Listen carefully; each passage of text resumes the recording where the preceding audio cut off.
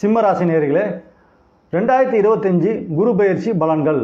வருகின்ற சித்திரை மாதம் 28ஆம் தேதி ரிஷபராசியில் இருக்கக்கூடிய குரு பகவான் மிதுன ராசிக்கு மாறுகின்றார்.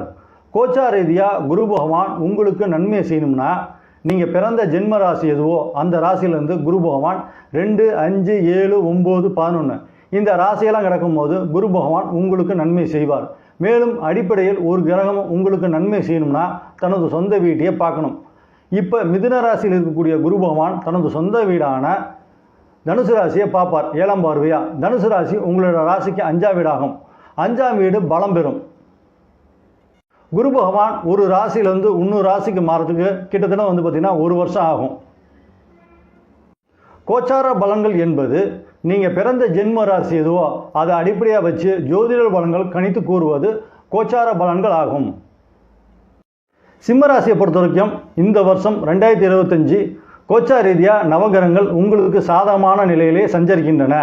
மேலும் இந்த குரு பயிற்சி உங்களுக்கு அதிகப்படியான நன்மைகளை நீங்கள் எதிர்பார்த்த பலனை கொடுக்கணும்னா அடிப்படையில் நீங்கள் பிறக்கும்போது உங்களுக்கு நன்மை செய்யக்கூடிய கிரகங்கள் நல்ல விதமாக இருந்து அப்படி நல்லது செய்யக்கூடிய கிரகங்களின் தசையும் நடந்துச்சுனாக்கா இந்த குரு பயிற்சி நீங்கள் எதிர்பார்த்த பலனை 2025 முடியறதுக்குள்ளே கண்டிப்பாக கொடுக்கும். அடிப்படையில் உங்கள் ஜாதகத்தில் கிரகம்லாம் வலுவாக இருக்கணும்.